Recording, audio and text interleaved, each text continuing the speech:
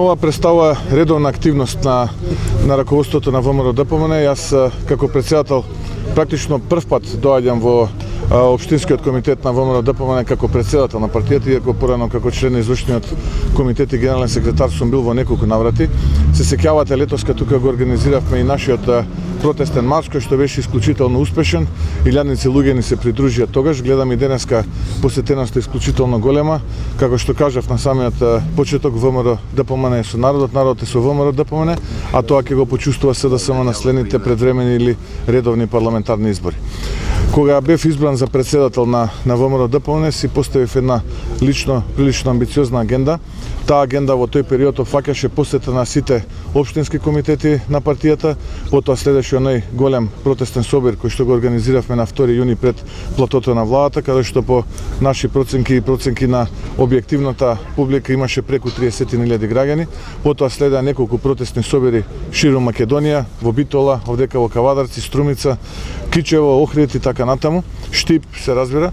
Потоа следеше работното лето и еве сега конечно продолжуваме со посетите во општинските комитети, мобилизација, бидејќи ни престојат председателски избори. ВМРО-ДПМН влегува како фаворит. ВМРО-ДПМН очекува сигурна победа на следните председателски избори.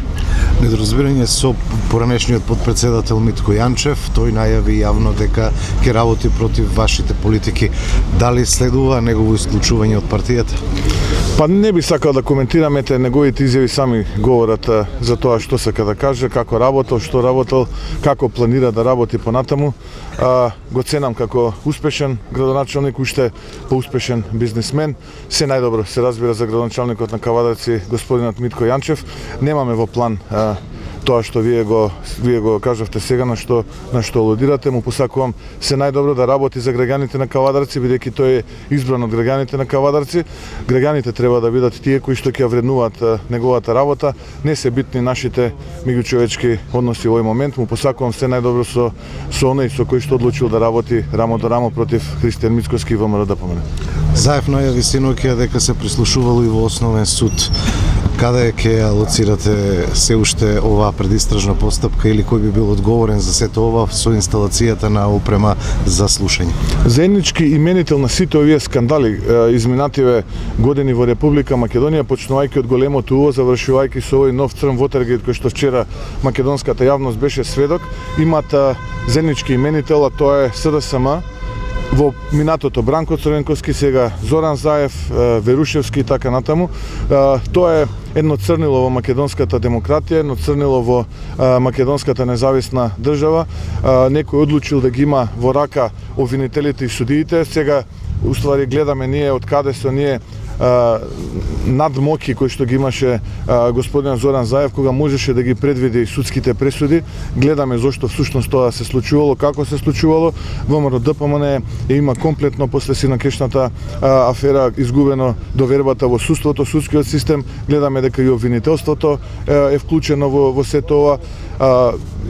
За жал имаме една брзоплетост на владиниот портпарол кој што се обиде да ја ишкамувате од главата на Зоран Заев и да ја префрли на друго место, но тоа никако не може да го амнестира Оливер Спасовски од одговорноста. Предпоставувам вчера и они беа изненадени од изјавата на јавниот обвинител дека практично од крајот на септември месец па се до ден денешен, каде што повеќе од 2 години Оливер Спасовски е најпрвен технички министер, а сега и министер во владата на СДСМ за внатрешни работи, па гледаме денес едно несмасно соопштение на истиот тој јавен обвинител. Всушност он и не мислел така, него можеби од 2013 година се почетоците на оваа афера.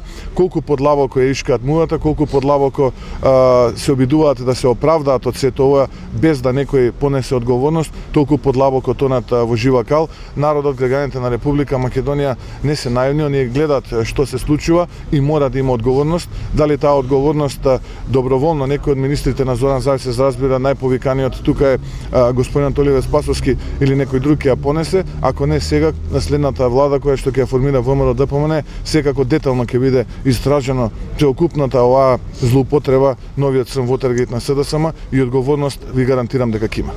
Па ние го кажавме тоа во минатото, нашиот став е непроменет, нити некогаш сме се пазарали, нити ќе се пазариме со државните национални интереси, интересите на македонската нација. Практично тоа е есенцијата зашто и ВМРО ДПМН постои, тоа се основните столбови на кои што ВМРО ДПМН почива како политичка партија и тука ние немаме простор за било каков компромис, а настрана фактот што како политичари не веруваме во квалитетот на предложените решенија кои што владата на Република Македонија ги стави на дебата во рамките на парламентот. ВМРО ДПМН ќе го искористи целокупниот свој потенцијал, се разбира, да му пркоси на овој процес.